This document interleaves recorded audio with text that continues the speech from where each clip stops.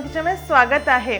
आज आपण बघणार आहोत पिझ्झाची रेसिपी। आता पिझ्झा बोलल्यावरती तुम्हाला वाटलं असेल इथे आपल्याला ओव्हन लागेल, त्याच्यानंतर पिझ्झाचा बेस लागेल, तर तुम्ही टेन्शन घेऊ नका, इथे आपल्याला दोन्ही गोष्टी लागणार नाहीयेत। तर आपण ही रेसिपी ओव्हन आणि पिझ्झा बेसशिवाय कशी करू शकतो हे आपण आज बघणार आहोत।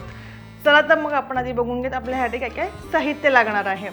इथे भाज्यांमध्ये मी एक कोबी, एक कांदा, 2 शिमला मिरची घेतलेली आहे, 4 ब्रेड लागणार आहेत, त्याच्यानंतर चीज, मेयोनीज आणि बटर लागणार आहे, थोडासा आपला मसाला आणि मीठ लागणार आहे, सॉसमध्ये सोया सॉस, शेजवान सॉस आणि आपल्याला टोमॅटो सॉस लागणार आहे। चला तर मग आपण आपल्या कृतीकडे वळूयात। सर्वप्रथम इथे आपण सगळ्या भाज्या बारीक चिरून घेणार आहोत।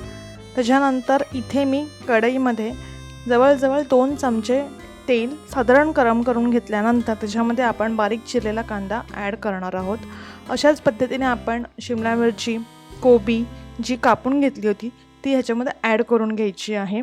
इथे आपल्याला भाज्या व्यवस्थित फाईन चॉपच करायच्या आहेत, तरच त्याला टेस्ट खूप छान येते। आता ह्याला आपण ॲड केल्यानंतर हलकंसं परतून घेऊन मऊसूद होऊन द्यायचं आहे। त्याच्यानंतर चवीपुरतं मीठ, आपल्या रोजच्या जेवणातले 2 चमचे मसाला कमी जास्त करू शकता। त्याच्यानंतर इथे मी 3 ते 4 चमचे टोमॅटो सॉस ॲड केलेला आहे। ह्याची रेसिपीची लिंक मी तुम्हाला नोटिफिकेशनमध्ये देईन।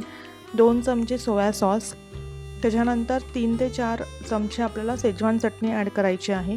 ह्याची लिंक मी तुम्हाला डिस्क्रिप्शन बॉक्समध्ये देईलच।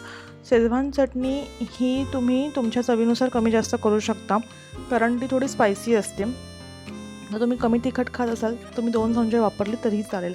आता ह्याला आपल्याला बिलकुल वाफेवर झाकण वगैरे ठेवायचं नाही आहे। ह्याला असं परतून आपल्याला जवळजवळ 8 ते 9 मिनटं किंवा 10 मिनटं आपल्याला पूर्ण असं व्यवस्थित शिजवून घ्यायचं आहे। आणि इथे आपली पिझ्झाची भाजी रेडी आहे। आता आपण जो पिझ्झासाठी आपण बेस म्हणून ब्रेड यूज करणार आहोत, तर त्याला आपण कसं टोस्ट करून घ्यायचं आहे, दोन्ही बाजूने साधारण असं फ्राय करून घ्यायचं आहे।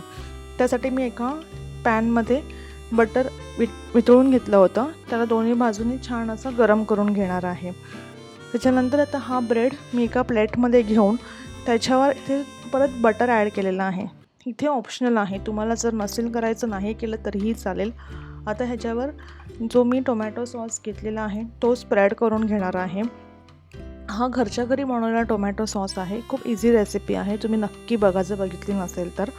आता इथे जी आपण पिझ्झासाठी भाजी तयार केली होती तीसुद्धा व्यवस्थित अशी स्प्रेड करून घेणार आहोत। आणि इथे आपण चीजसुद्धा व्यवस्थित खिसून सगळ्या बाजूने ॲड करून घेणार आहोत। आता ह्याला पुन्हा आपल्याला तव्यावरती ठेवून एक झाकण ठेवून जवळजवळ 3 ते 4 मिनटं छान शिजून द्यायचं आहे। त्याच्यामुळे त्याला व्यवस्थित असं स्टफिंग होईल त्याचं, आणि ते 4 मिनटानंतर आपला पिझ्झा रेडी आहे।